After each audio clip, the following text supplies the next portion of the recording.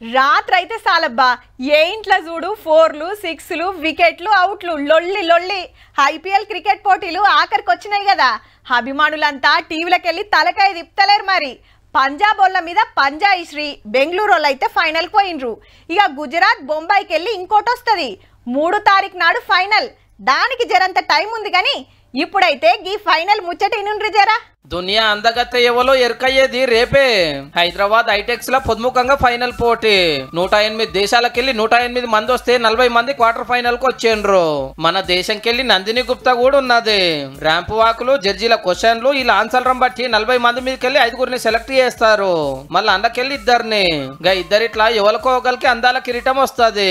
కొంతమంది జడ్జెస్ ఉంటారు అండ్ ఫైనల్లో ఎవరో వెళ్ళారు. జడ్జెస్ మొత్తం వాళ్ళ పర్సనాలిటీని గమనించి కొన్ని క్వశ్చన్స్ అడిగి దాంట్లో ఎవరికి మిస్ వరల్డ్ కిరీటం దక్కే హక్కు ఉందో అర్హత ఉందో అట్లాంటి వాళ్ళని సెలెక్ట్ చేస్తారు. సో ఇవన్నీ రేపు లైవ్ ఆడియన్స్ సమక్షంలో జరుగుతుంది. పోటీలు చూస్తానికి పెద్ద పెద్ద లీడర్లు యాక్టర్లు బిజినెస్ మ్యాన్లు చాలా మందే వస్తురట.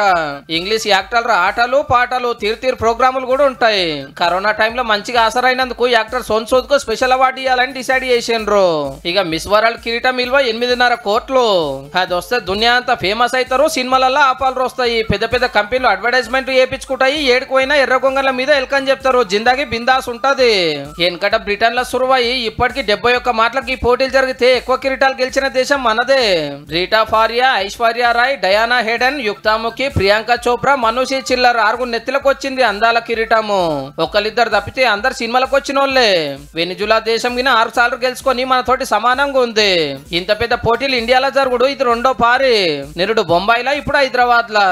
Oh, I love the hospitality and the culture. It's amazing and all the sightseeing we have done so far and the incredible buildings.